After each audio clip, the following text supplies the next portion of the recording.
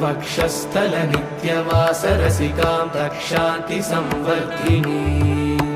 पद्मालङ्कृतपाणिपल्लवयुगां पद्मासनस्तां श्रियम्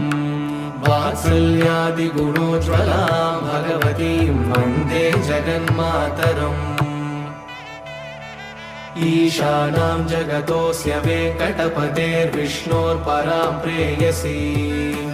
तद्वक्षस्थलनित्यवासरसिकां तक्षान्तिसंवर्धिनी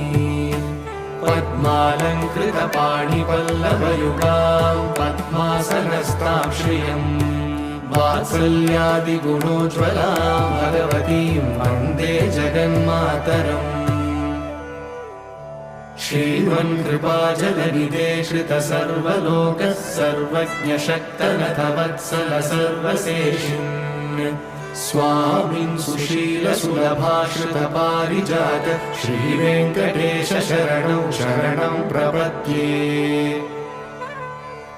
श्रीमन्कृपाजलनिधे श्रितसर्वलोकः सर्वज्ञशक्तनथवत्सल